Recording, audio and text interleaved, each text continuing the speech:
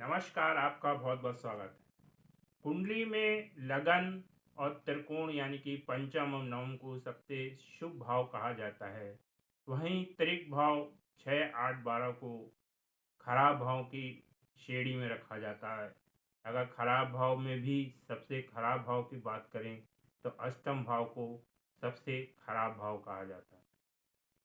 जबकि अष्टम भाव भी अन्य भाव की तरह कई अच्छे परिणाम देता है और कई बार तो ये एक्स्ट्रा ऑर्डिनरी परिणाम भी देता है। अष्टम भाव को मोस्टली खराब क्यों कहा जाता है और इससे क्या अच्छे परिणाम हमें मिल सकते हैं और इससे हमें क्या खराब परिणाम मिल सकते हैं, इस वीडियो में मैं आपको यही बताने वाला हूँ। अष्टम भाव आयु का भाव कहलाता है। इससे आयु देखी जाती है। अचानक होने वाली दुर्घटनाओं को इससे देखा जाता है। लंबी चलने वाली बीमारी को इससे देखा जाता है और गुदा संबंधित कोई भी शारीरिक प्रॉब्लम है तो वो इससे देखी जाती है। अष्टम भाव क्योंकि सप्तम भाव से द्वितीय है, सप्तम भाव को पत्नी का भाव कहा जाता है और द्वितीय भाव उसका परिवार हुआ, तो यानी कि ये आपका ससुराल का भाव भी है। उसी प्रकार सप्तम भाव पत्नी के अलावा अदर्स पीपुल्स या पार्टनर्स का भी कहा जाता है, तो उससे द्वितीय भाव धन भाव भी होता है, तो ये अदर्स पीपुल का धन भाव भी कहलाता है। ये भाव क्योंकि काल पुरुष की कुंडली में मंगल का घर है, क्योंकि यहाँ पे वृश्चिक राशि पड़ती है काल पुरुष की कुंडली में, तो ये रहस्य का या गुप्त चीज़ों का भी कहलाता है, यानी कि रिसर्च वगैरह का, क्योंकि रिसर्च में गुप्त चीज़ों के ही बारे में बताया जाता है।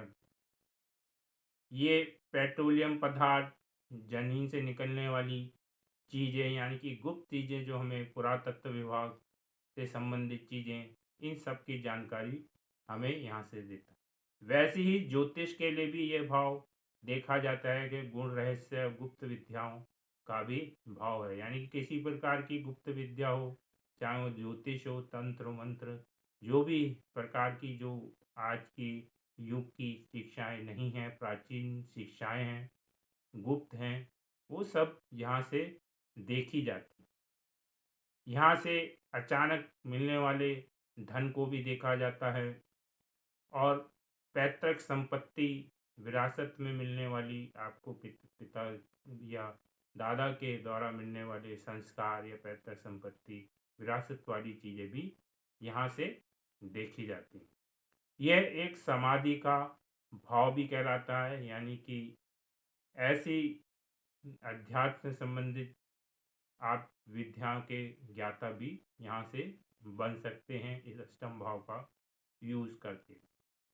अब इतनी सारी अच्छाई और अगर आप कुछ बुराई भी ले लें तो वो तो हर घर में मिलती हैं, फिर भी इसको खराब क्यों कहा जाता है? तो इसका कारण यह है कि एक तो ये शनि का घर कहलाता है, मुख्यालय कहलाता है। त्रिक भाव के कारक हैं, यानी कि शनि जो दुख देने वाले हैं वो इसके कारक होते हैं। और वही मंगल, क्योंकि काल पुरुष की कुंडली में यहाँ पर मंगल की राशि पड़ती है, तो मंगल इसके नेचुरल स्वामी होते हैं। तो दो क्रूर ग्रहों का एक का भावेश बन जाना मूल रूप से और एक का कारक बन जाना, और साथ में ही ये आयु को भी दर्शाता है, दुर्घटना को दर्शाता है, बाधाओं को भी दर्शाता है, तो इसको इसलिए खराब मान लिया जाता है। लेकिन ये आपको अच्छे परिणाम भी कई बार देते हुए दिखेगा। इसके मूल में यही एक नियम कार्य करता है कि इसका स्वामी अगर अच्छा हुआ, अच्छी कंडीशन और साराशि का हुआ, मूल त्रिकोण राशि का हुआ या अच्छी जगह प्लेस हुआ, तो भले ये उस जगह को जहाँ बैठा है ज़रूर नुकसान पहुँचाएगा थोड़ा बहुत, लेकिन अपने भाव को अच्छा करेगा, यानी कि उसके अच्छे परिणाम देने की कोशिश करेगा। वहीं क्योंकि मंगल इसका स्वामी है, अगर आपकी कुंडली में मंगल अच्छा है तो मंगल भी इस बल को बढ़ाएगा, यानी कि अष्टम भाव की चीज़ों को बढ़ाएगा, यानी कि अच्छी चीज़ें भी आपको प्राप्त होंगी। वहीं शनि भी आपका जो कि कारक है, अगर वो भी अच्छा हुआ तो आपको इसके बहुत अच्छे परिणाम मिलेंगे।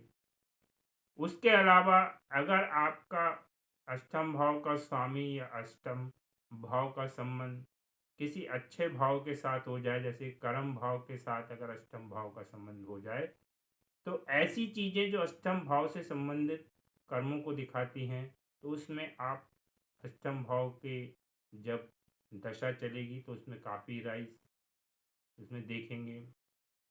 इसमें एक्स्ट्रा ऑर्डिनरी आप बन जाएंगे, यानी कि एक्स्ट्रा ऑर्डिनरी फल आपको देखने को मिलेंगे। यानी कि अगर दसम भाव का स्वामी अष्टम से संबंध बना देता है, तो अगर आप दूसरों का पैसा अष्टम भाव का यूज़ करके, क्योंकि अष्टम भाव दूसरे के पैसे को दिखाता है, तो दूसरे के पैसे का यूज़ इन्वेस्टमेंट करके या बिजनेस करके करेंगे तो आपको अवश्य ही लाभ मिलेगा और एक्स्ट्रा ऑर्डिनरी लाभ मिलेगा। दूसरा, क्योंकि ये गुप्त चीज़ों का रिसर्च का है, तो अगर आप ऐसे कार्य करेंगे जिसमें रिसर्च की ज़रूरत हो, गुप्त चीज़ों की जानकारी प्राप्त करनी हो, तो अगर आपका कर्मेश इसके साथ संबंध बनाता है, तो ऐसे कर्म करेंगे तो उसमें भी आपको एक्स्ट्रा ऑर्डिनरी फल आपको प्राप्त होंगे।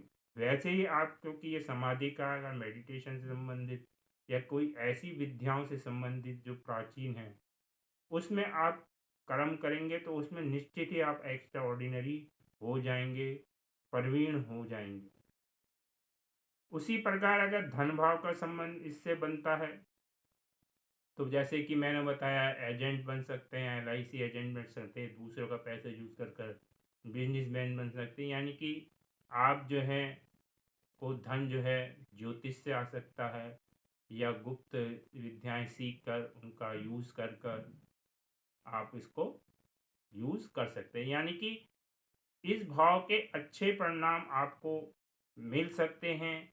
बुरे परिणाम तो हर कोई देने की कोशिश करता है, लेकिन आपके जो ज्योतिष है वो कर्म अब जो आपका प्रारब्ध है दोनों पे डिपेंड करता है।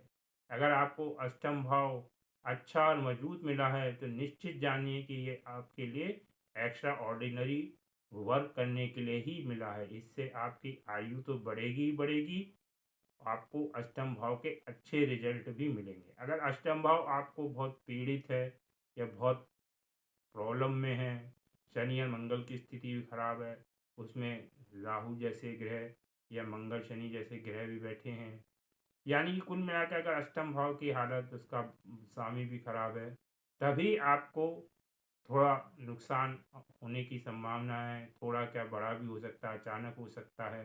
तो इसके लिए आपको थोड़ा सा उस दौरान केयर करने की ज़रूरत है जब भी इसकी दशाएं चलें। दूसरा, ये अष्टम भाव बदलाव का भी है। ये आपकी लाइफ को बिल्कुल यू टर्न कर देता है, 360 घुमा देता है। आज जो हैं आप, इसकी दशा आते ही बिल्कुल चेंज हो सकते हैं। अगर आप अमीर हैं तो हो सकता है कि गरीब बन जाएं, गरीब हैं तो अमीर बन जाएं, अगर आप डाकू हैं तो साधु बन जाएं, साधु हैं तो डकैत बन जाएं। यानी कि ये ज़िंदगी में अचानक से बदलाव को भी दर्शाता है, आपके अंदर बिल्कुल चेंज ये लाने की कोशिश करता है। लेकिन इसके लिए आपको, मैंने कहा, अष्टम भाव की स्थिति, अभाव की स्थिति, शनि मंगल ये सब देखना पड़ेगा। लेकिन ये ग्रह और इस भाव का स्वामी जो भी ग्रह है और इस भाव की स्थिति अगर मजबूत है तो आपको सफलता अवश्य मिलेगी और बहुत ही अच्छी सफलता मिलेगी। इस वीडियो में इतना ही। धन्यवाद।